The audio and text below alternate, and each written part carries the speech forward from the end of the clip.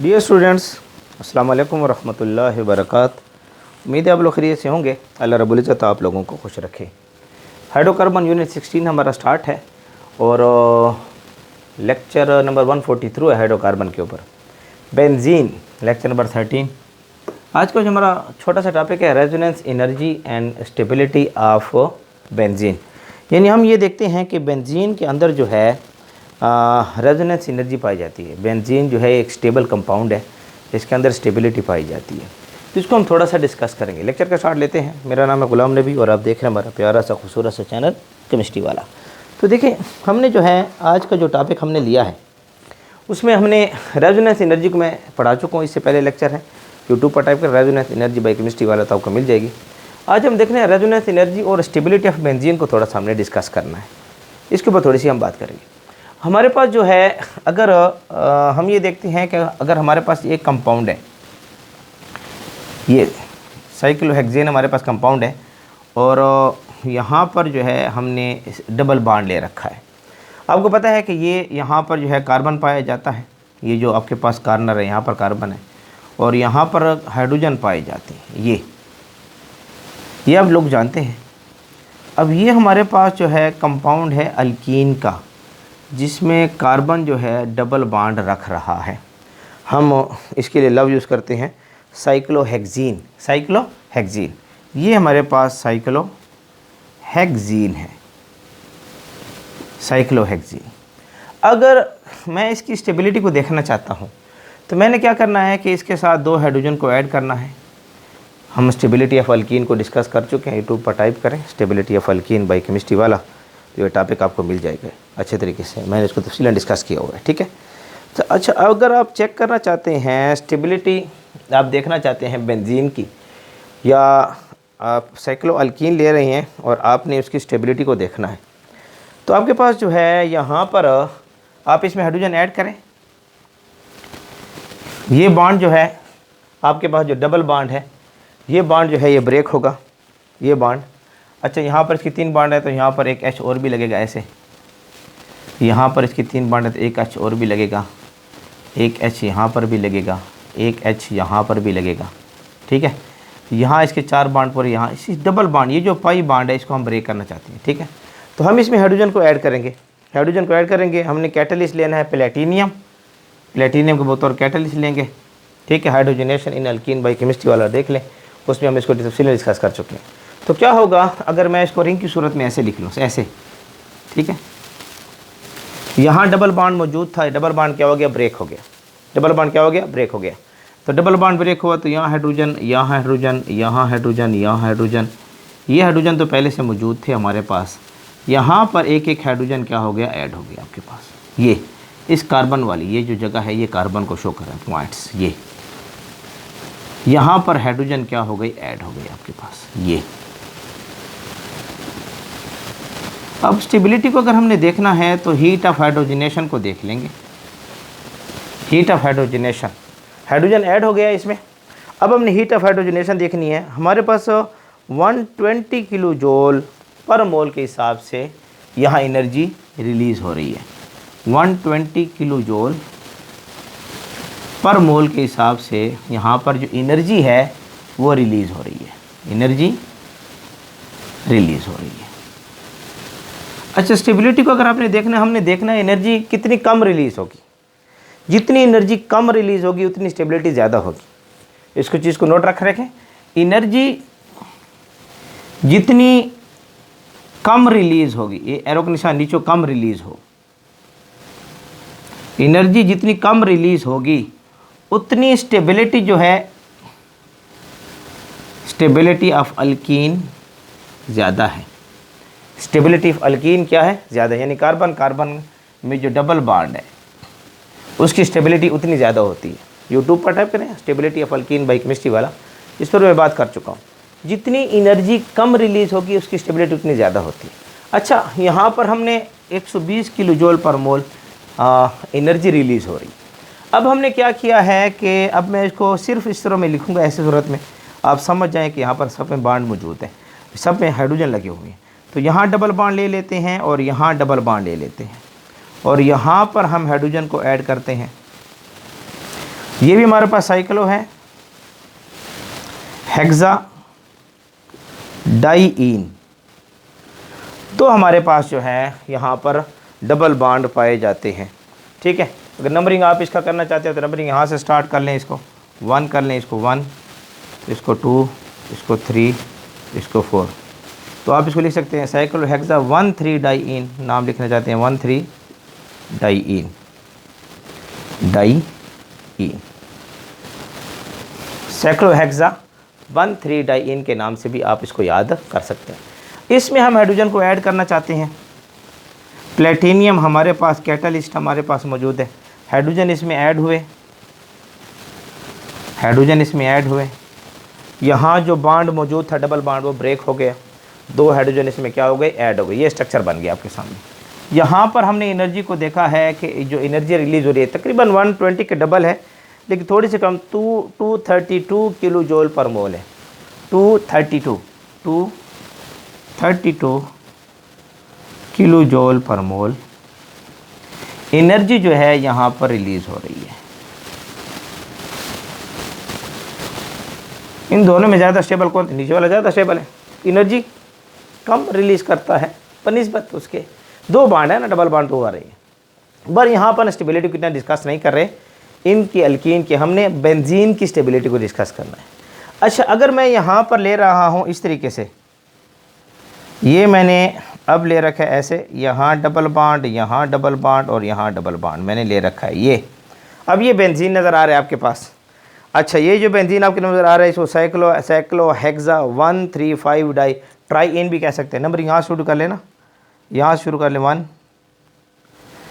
ठीक है, यहाँ शुरू कर लेते हैं 1 2 3 4 5 6 7। थोड़ा बना लो, बड़ा बना लो। ये बेंजीन है, ये यहाँ डबल बॉन्ड, यहाँ डबल बॉन्ड, यहाँ डबल बॉन्ड, ये हो जाएगा 1 2 3 4 5 और 6। इसका नाम होगा साइक्लो हेक्सा। 1 के ऊपर डबल बॉन्ड, 3 के ऊपर डबल बॉन्ड, 5 के डबल बॉन्ड, 1 3 5 ट्राइईन मेरे पास आ जाएगा। साइक्लोहेक्सा 1,3,5 ट्राइईन हमारे पास आ जाएगा। अब इसको जब हम इसका हमें एक्सपेक्टेड वैल्यू जो इसकी जो हम आ रही है, इसमें जब हाइड्रोजन को ऐड करते हैं, यहाँ पर हाइड्रोजन 4 एटम का लेंगे, 2 मोल 2 मॉलिक्यूल हाइड्रोजन को ले लेंगे, यहाँ पर हमें 3 लेने पड़ेंगे। हमने क्या किया, प्लेटिनियम लिया और इसमें हमने इसको ऐड किया, ठीक है, बड़ा स्टेबल कंपाउंड ऐड हुआ है। तो अगर आप 120 को मल्टीप्लाई करें ना, यहाँ पर 120 मल्टीप्लाई बाई 3, तो ये हमारे पास आता है 3 0, ये 0 3 2 0 6, ये आ रहा है किलो जूल पर मोल। ये मेरे पास एक्चुअल स्ट्रक्चर ऑफ बेंजीन है। ये मेरे पास क्या है, actual structure of benzene,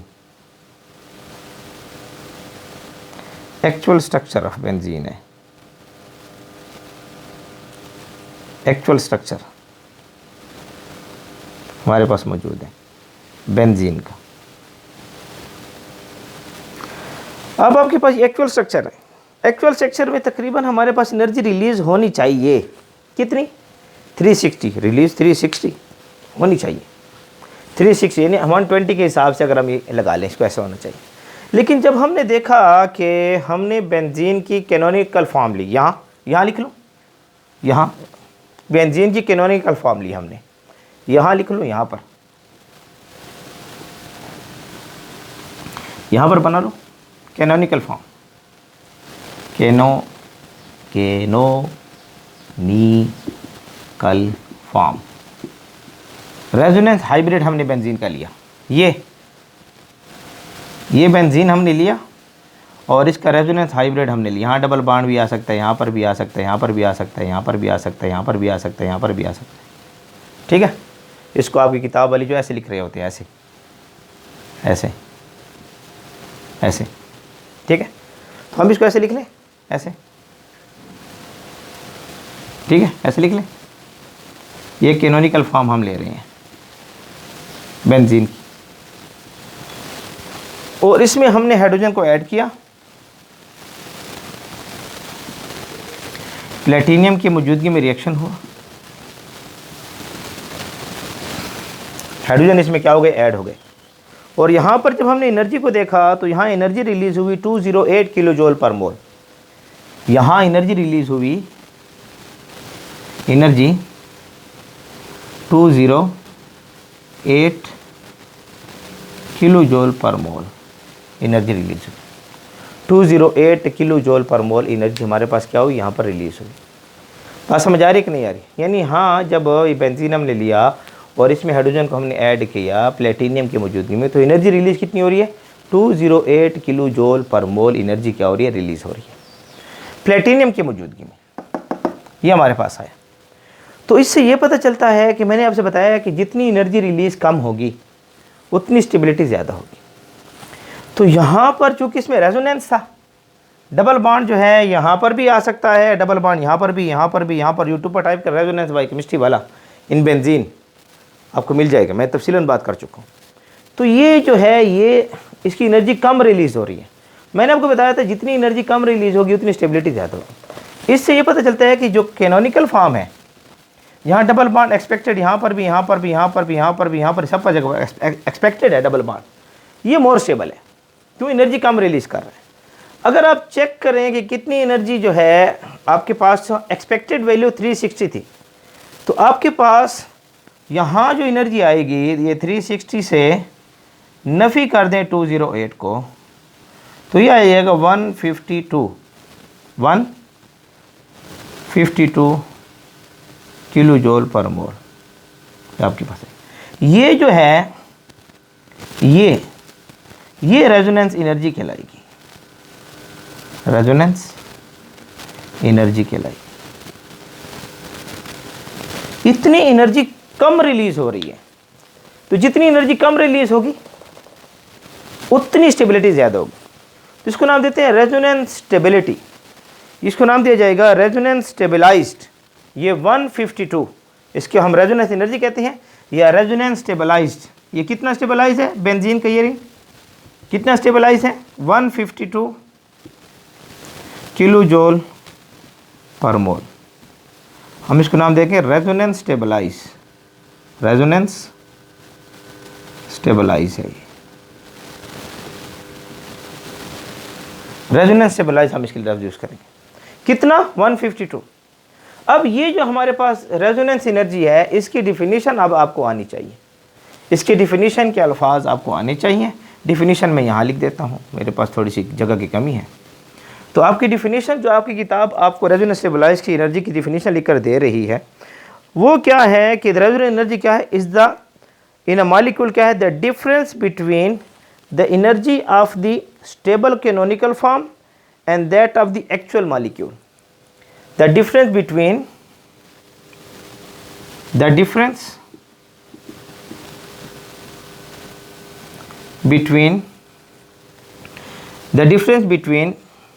in energy में जो फ़र्क हो, यहाँ पर जो फ़र्क निकाला है, ये डिफरेंस इन एनर्जी, ये जो हमने निकाल रखा है, ये डिफरेंस इन एनर्जी जो हमने ले रखा है, ये the difference between energy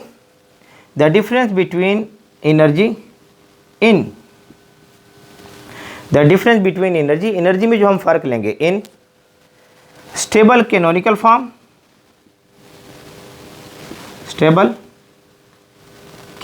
form,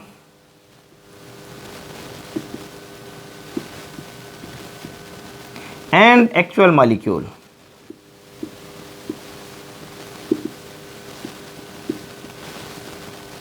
is called resonance energy।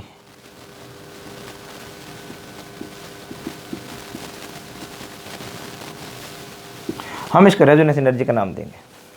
यहाँ से लेकर यहाँ तक डिफिनीशन है, ये नोट करें। यहाँ पर हमने ये जो हमारे पास आ रहा है ना, ये एक्चुअल फॉर्म है, ये एक्चुअल स्ट्रक्चर कहें या इसको एक्चुअल फॉर्म का नाम दें, ये हमारे एक्चुअल फॉर्म है।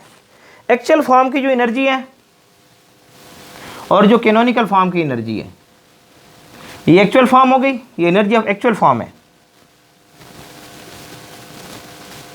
Energy of actual form of benzene. और ये आपके पास एनर्जी क्या है, कैनोनिकल फॉर्म की है, ये कैनोनिकल फॉर्म की एनर्जी आ रही है, कैनोनिकल फॉर्म की एनर्जी आ रही है। ओए होए, सर साफ साफ लिखे। हाँ, तो आपके पास जो है कैनोनिकल फॉर्म की जो एनर्जी है,